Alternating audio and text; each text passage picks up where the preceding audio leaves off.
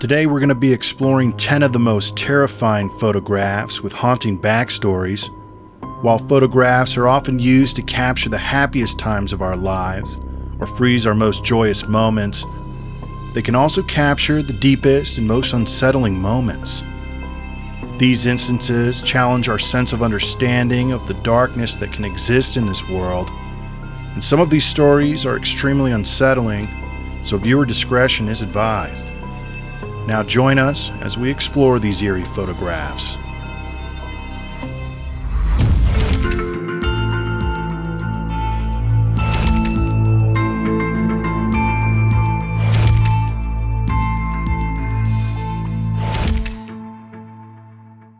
Number 1. Born in 1849, Blanch Manier was a French woman whose life took a tragic turn due to her family's disapproval of a romantic relationship. In 1874, she fell in love with Emile Godot, an older lawyer, a match her family strongly opposed. The family's concern over potential damage to their reputation escalated to extreme measures. In 1901, Blanche was secretly confined to a small, windowless room within her home in Poitiers. Cut off from the outside world, she endured appalling conditions characterized by neglect, isolation, and deprivation of basic necessities. Blanche's plight remained hidden for years until May 23, 1901, when an anonymous letter tipped off the authorities about her confinement. Acting on the information, the police raided the Manier residence.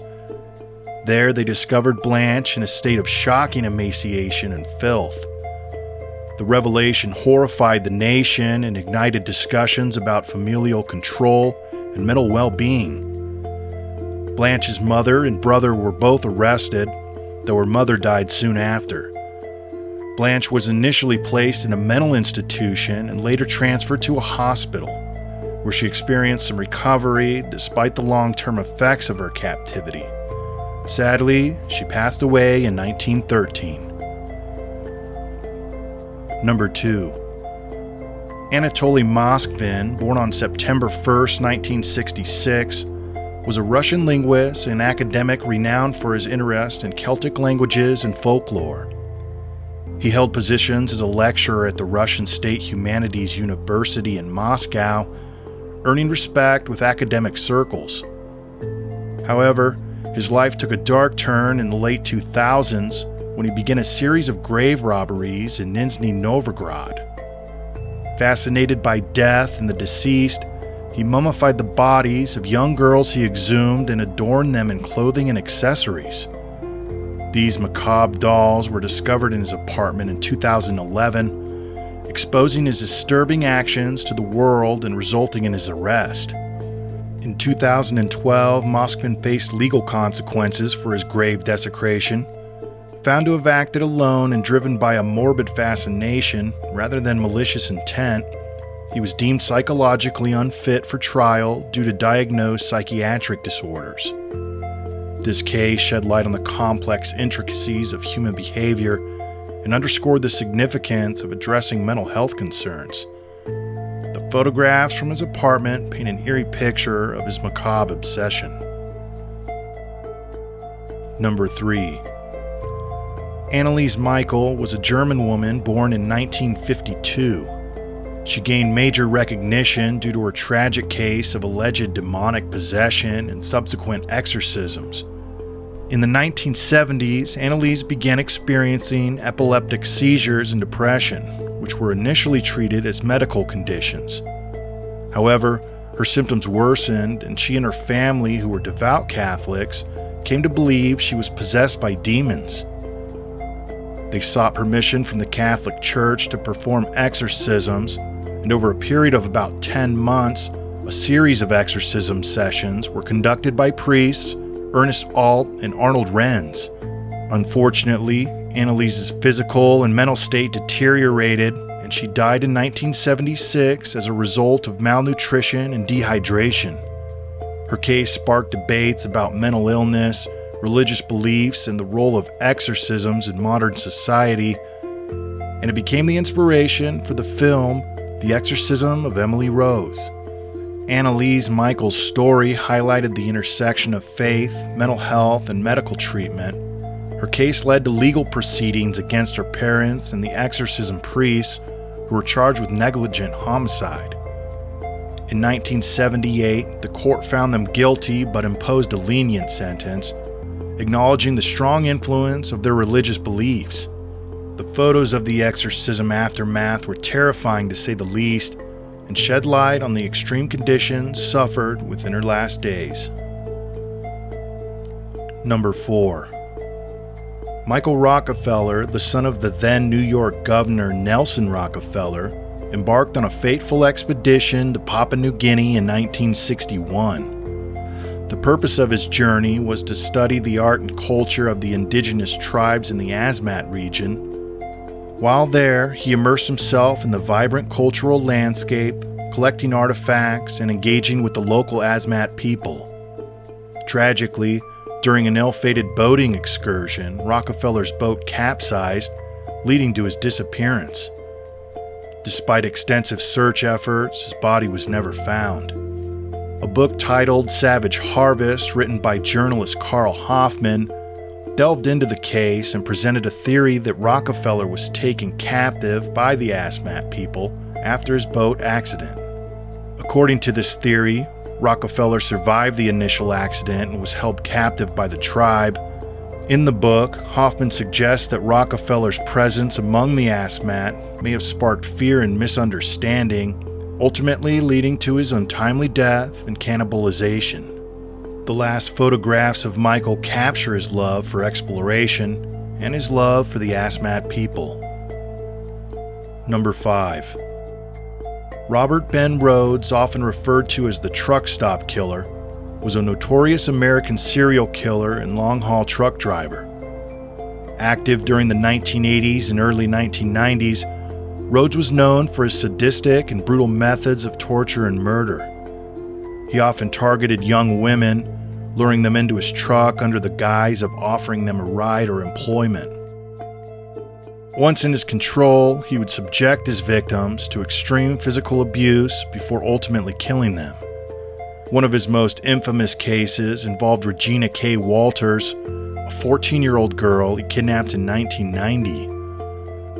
Rhodes took a disturbing photograph of Walters in a horrifying pose, which later served as a critical piece of evidence that led to his capture. He was eventually arrested, convicted, and sentenced to life in prison without the possibility of parole for his heinous acts. And while the photo is heartbreaking and disturbing, it's what eventually brought justice to Regina and all his other victims. Number 6. Robert Overera was an American stuntman and entrepreneur best known for his ill-fated stunt attempt in 1995. Overera gained attention when he announced his plan to ride a jet ski over Niagara Falls to raise awareness about the homeless population. On October 1st, 1995, he rode his jet ski off the falls with a parachute attached, intending to deploy it before hitting the water. Tragically, the parachute failed to open, and Overera plummeted to his death. This daring stunt, aimed at raising awareness for a noble cause, ended in a devastating loss, highlighting the risks associated with extreme stunts. The last known photograph of Robert Overera captured the pivotal moment of his ill-fated stunt. Taken from a distance, the photo shows Overera on his jet ski just moments before he went over Niagara Falls. Leaping from his jet ski, arms outreached, ready to pull the ripcord on his parachute that would never deploy. Number 7.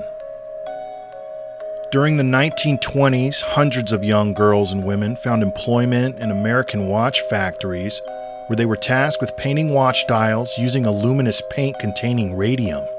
The radioactive nature of radium was not fully understood at the time, and the workers were encouraged to use their lips to shape the paintbrushes into fine points, a technique known as lip pointing. This resulted in the ingestion of small amounts of radium, leading to severe health consequences.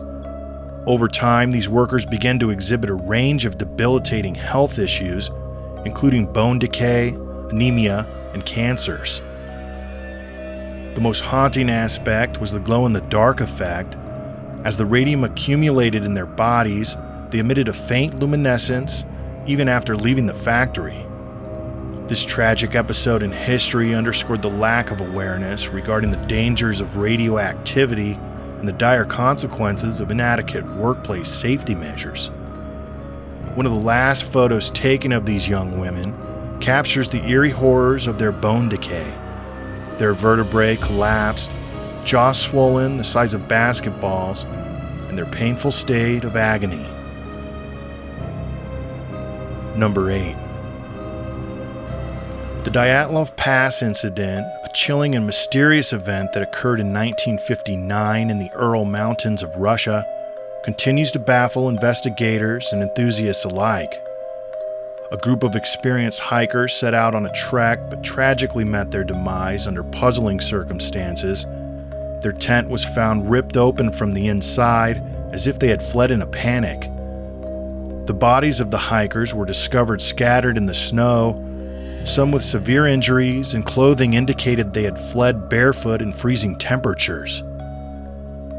While theories range from avalanches to military involvement, one intriguing hypothesis suggests the presence of a large creature in the area, possibly contributing to the panic that led to their deaths. Among the haunting details of this incident is the last known photograph taken by one of the hikers. The eerie image captures the group trudging through the deep snow, their skis and poles in hand, heading into the dense and ominous snowstorm. The chilling ambiance of the photograph seems to suggest their final steps into an uncertain fate. Number 9. The Amityville Horror House gained infamy in 1976 due to the chilling accounts of supernatural occurrences experienced by the Lutz family, who had moved into the residence a year after the tragic DeFeo family murders. The Lutz family claimed to have endured a series of unexplainable phenomena during their short stay, including unsettling sounds, odors, and even physical manifestations. They recounted tales of doors slamming shut, green slime oozing from walls, and swarms of flies mysteriously appearing in the dead of winter. These eerie events, coupled with the house's gruesome history, inspired the best-selling book, The Amityville Horror, by Jason Anson, which later spawned a series of movies and further solidified the house's haunted reputation. One of the most iconic elements of the Amityville horror story is the eerie photograph of a ghostly boy peering out from a doorway next to the staircase. His eyes seemingly glowing in the house's darkness. The photo is only added to the proof that something otherworldly was haunting this house. Number 10. Genie Wy, born in 1957, is a tragic figure in the realm of development psychology. She experienced one of the most extreme cases of social isolation and neglect. For nearly 13 years, she was confined to a small, sparse room by her abusive parents, who rarely spoke to her and subjected her to extreme isolation. Genie's isolation was so severe that she lacked exposure to language during her critical development period, which typically lasts until around the age of 7. When she was discovered by authorities in 1970, she exhibited severe developmental delays, minimal language skills, and profound social and emotional challenges. The young girl was seen in a 1970s photograph, barely able to walk at the age of 13. Despite extensive efforts to rehabilitate her, Genie's progress remained limited, highlighting the profound impact early neglect and isolation can have on a person's cognitive and emotional development. Well, that's going to do it for today. We hope you enjoyed exploring the eerie stories behind these photos as much as we did. If you like this content, please like and subscribe to our channel for more like it. We appreciate all the support. My name is Josh, and thank you for watching Bizarre Legends.